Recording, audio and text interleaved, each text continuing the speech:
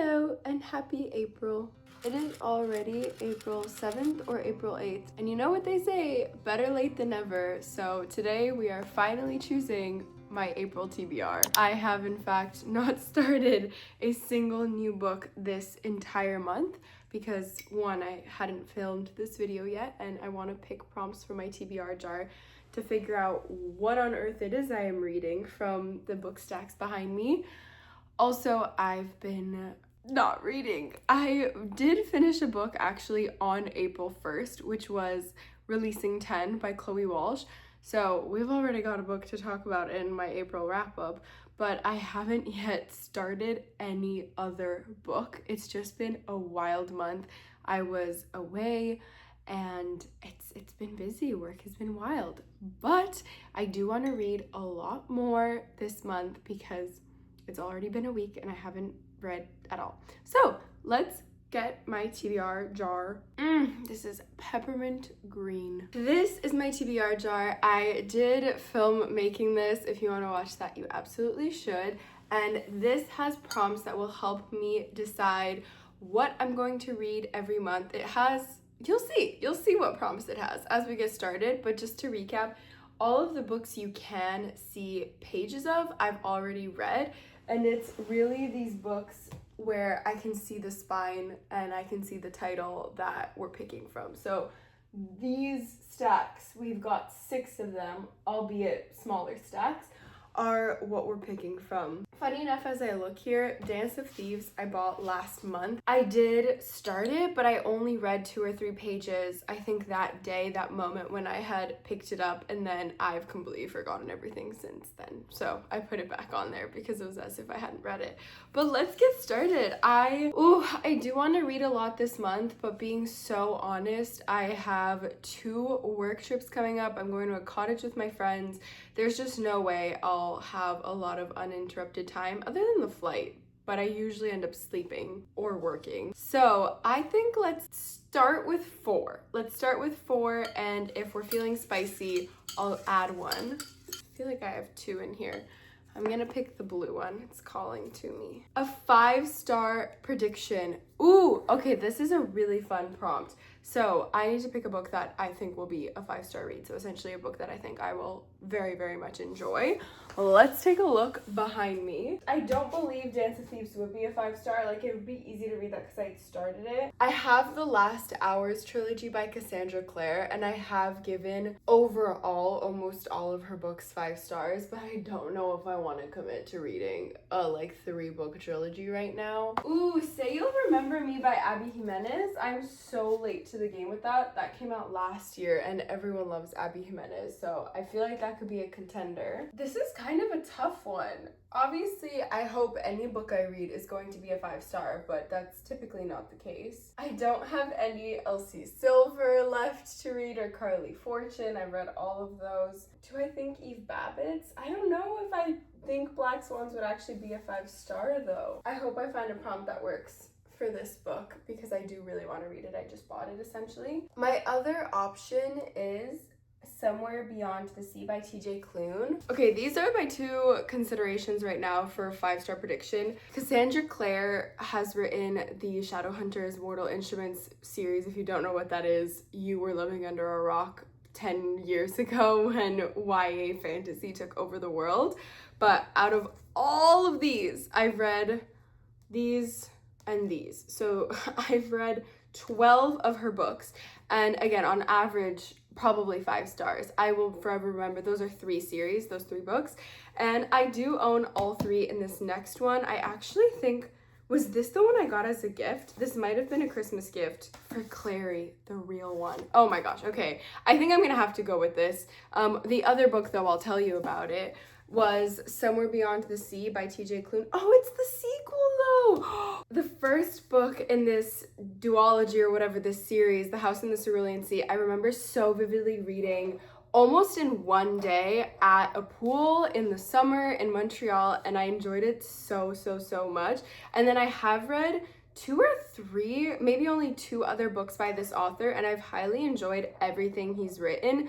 It's just not slice of life, it's fantasy. It's like modern fantasy though, and it really focuses on characters. There's usually a subplot and like kind of a mystery you're trying to unravel, but it's not mystery, it's more fantasy, and like there's a politics or a world or something, but it's more based in the family aspects and characters, and it's just really heartwarming and fun. I didn't know it was the sequel. Oh, I could be so excited by both of these. Okay, actually switch up. I think I'm gonna go with Somewhere Beyond the Sea because I haven't read about these characters in a really long time, and just last month I read Cassandra Clare, so I think I would rather this and dive back into this world. And I'm not signing up for 3 books. It's just the sequel. There's nothing after this, I don't think so. So this is the first book we're reading. I really need to take off this horrendous sticker. I also hate this yellow. I did not get a very cute book. Prompt number 2. Okay, I didn't mean to get this one, but I saw it. So sad book / cry. A book that will make me cry / is very sad. I feel like I have a lot I could choose from. Let's take a look. Well, Losing Hope by Colleen Hoover. I honestly think I've read it. I don't know why I've had that on my TBR for so long. Why did I do this to myself? Why did I put that prompt? Why do I want to be sad? But I don't know if it would make me cry because none of his books have made me cry yet. They're just sad. I have The First Phone Call from Heaven by Mitch Albom. That's who wrote Tuesdays with Morrie, and I really loved that book. It didn't make me cry, it just made me feel warm and fuzzy.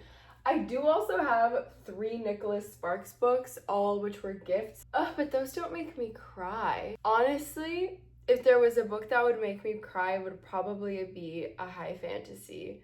Do I force myself to do that? Having read a little bit of the back and the front, I actually don't think this is that sad. Even though it's an epic high fantasy, it doesn't sound like it's that sad. If you have read this book, which is The Priory of the Orange Tree, let me know if I should have picked it, but I don't think I'm going to. Also, that is a commitment. How many pages is it? 800 and something. I'm genuinely really struggling. TBR jar has proven pretty useful because I think I'm going to read Holding Still for as long as possible for the sad / make me cry prompt, because I just read the back. I think I got this not as a gift, but I think my friend was giving away books she owned and she gave this to me. I don't remember buying this ever. I don't think I did, but for some reason I have it on my TBR, and I have had it certainly for years. And it says, an unforgettable depiction of growing up in the new millennium. In this robust, elegantly plotted, and emotionally true novel, Zoe Whittall, our author, presents a dazzling portrait of life as a 20-something and the difficult realities faced by those trying to find their place in the world. Relatable, also probably going to be a little heart-wrenching, and it says emotionally true. So, I'm sold. I think this will be quote-unquote sad. Will I cry? Probably not. I genuinely haven't cried from a book in a long time, other than Alchemized. If I had Alchemized on my TBR, I would have picked it up for this prompt. But there we go, book 2. That I really struggled with, honestly. That was kind of hard. There aren't many books that just scream sad to me when I look at them on my TBR, which is good. Alright, I've picked a blue and a green. This time I want a pink. We'll do this one. This one's calling to me. Over 100 years old. I feel like all of my prompts are so serious. I do have a shelf that's for classics. I also really wanted to read East of Eden by John Steinbeck. I doubt that's over 100 years old. Yeah, there's no way. The fact that there's a photo of him. He was born in 1902. When did he write this? Aw, man. He wrote this in 1952. So it has not been 100 years. I have been thinking about rereading Pride and Prejudice, but I have read it twice already, so I think I should expand my horizons and try a new classic. No way. Okay, I bought this book, Winnie the Pooh, in in Vietnam 3 years ago in a random little bookstore. I was on a trip with my best friend and I bought it then, and I have not read it, but look how adorable this little book is. And I was checking for the publication date, and you will not believe, we are 2026 right now. It says first published in Great Britain 1926. I counted. I can't believe I found one exactly 100 years old. That is wild. I'm reading this. It's such a cute little book. I can't believe I'm reading this part of my TBR, but you know what? I'm expanding my horizons. So we have got the randomest TBR, honestly, I have had in a very long time. I think I'll do 2 more prompts because 2 of those books are a little on the smaller side, which is great. Next book in a series. Ooh, I know I must be in the middle of some series, but nothing is coming to my mind.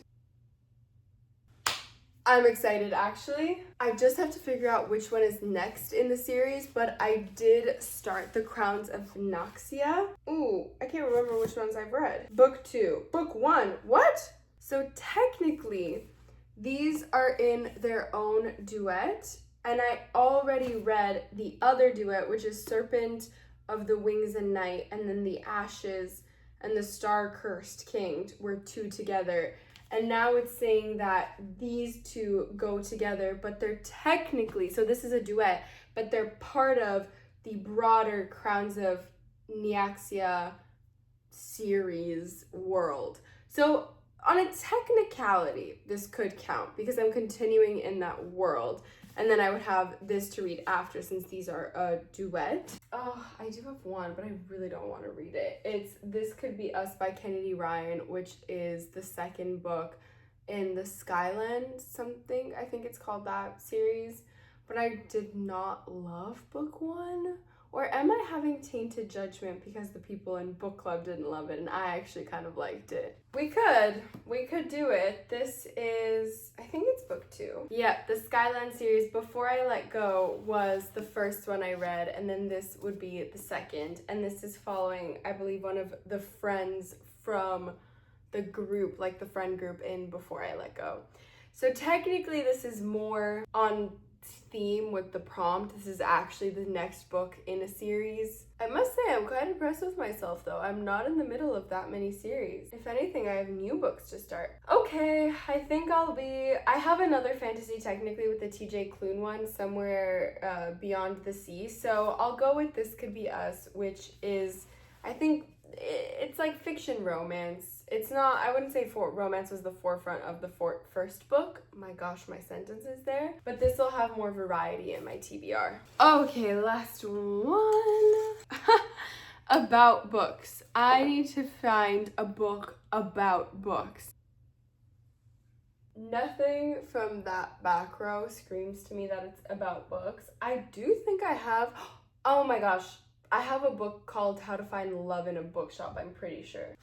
I just found it. I thought I had read this. Wow, this is bringing back memories. This book I bought used from a bookstore in Hawaii when I was on vacation there many years ago with my parents, and I remember that bookstore so vividly. We would go to that area quite often because it was near our favorite beach. And once again, this book, like the others I've picked so far, I've just owned for so long and not really had a reason to pick them up or been compelled to finally read them. So all in all, this month's TBR prompt got me some very random but exciting books, I will say. I'm surprised that none of these are quote unquote really popular books. I haven't seen, I don't think, anyone on YouTube read or review or talk about these 5. But hey, maybe that's a good thing and we need more diversity in the type of books we're reading.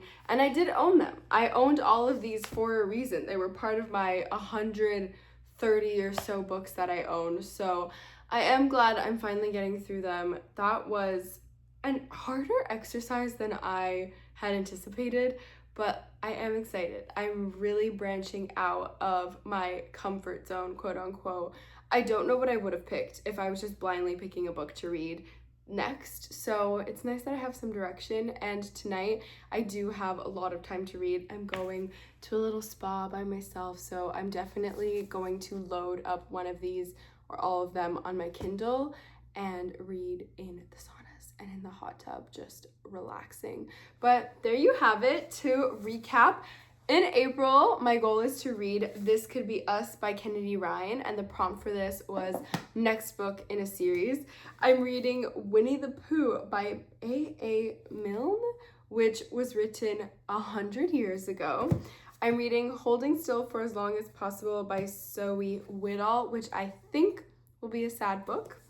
I'm reading Somewhere Beyond the Sea by TJ Klune, which, I predict will be a 5-star read. Completely forgot the prompt. And then I'm reading How to Find Love in a Bookshop by Veronica Henry, which I can't remember is a book about books. There you have it.